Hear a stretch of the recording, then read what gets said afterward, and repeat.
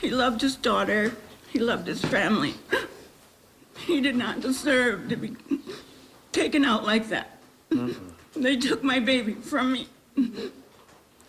I never thought I would have to bury my baby before you buried me. An emotional day in Madison for the family of Corey Ruiz, killed by police on Wednesday during a struggle with officers. Good evening. Thanks so much for joining us on this Friday night. I'm Jessa Brycebeck, and we continue our coverage in Madison, where demonstrators came out for a third night in a row in the wake of the police shooting death of Corey Ruiz. Tonight, protesters took to the streets, marching through Madison to the police station. Adam Reif was right in the middle of all of it, joins us live with how everything unfolded. Adam. Well, Jessup, I'll say first that about 20 minutes ago, the tone decidedly changed here at the intersection of Williamson and Baldwin. Much more festive. The music is upbeat. People are playing badminton behind me. There's a bonfire and a grill going. It's a much different tone than earlier in the day when the demonstrators were very frustrated, very angry, marching through the streets, demanding accountability from police. I wish I could see him one more time. I wish he could tell me how much he loves me one more time. Corey Ruiz's daughter, Kalia, brought people to tears as she spoke publicly about her father for the first time since he was killed. People, whoever is saying, oh, but he was a criminal. So what? He had a family. He had me. Corey Ruiz also had his mother, Elsa. He loved his family.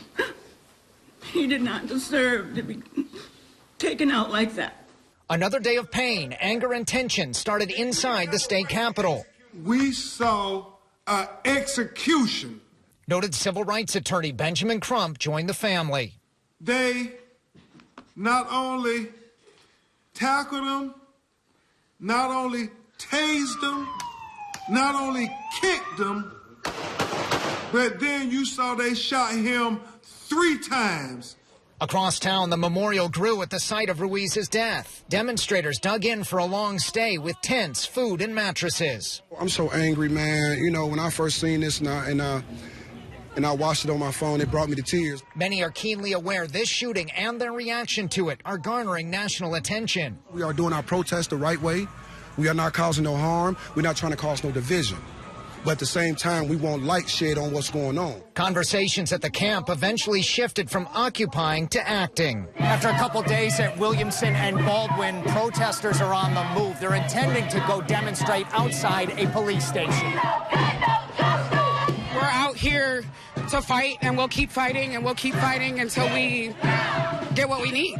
Ruiz's friend Jasmine Brown spoke openly about their demands for accountability. If we don't get demands soon, we will shut down the police station. Hundreds of people taking part in the demonstrations throughout the day, representing many diverse groups from across the state, including in Milwaukee, that came here to Madison to participate. But one group we did not see at all, Madison police. Not a single officer here at the shooting site, nor did we see an officer downtown at the police station. Jessup? Adam, real quick, let me ask you, we heard Jasmine Brown in that piece right there say that they were going to shut down the police station. Any idea, did that happen? It did not happen. It was an idea that one faction of demonstrators wanted to do, but ultimately they protested and then marched back here. But that's a point of contention with some of these different groups. Moments before we came on the air just now, one of the demonstrators was leaving saying, I don't like how festive this has become. They wanted to shut down a bus depot today. Tomorrow they plan on shutting down the farmers market. They want this to hurt in the right way, he said, but they want to make an impact where the city notices these demonstrations. He feels they did not accomplish that today. Hopefully they keep protesting in the right way, as that gentleman said, and there is no more violence. Adam Reif, live in Madison for us. Great job getting in the middle of all of it. Thank you. And we, of course, will continue to cover this story as the investigation unfolds. For all of our reporting on this shooting, go to our website, CBS58.com.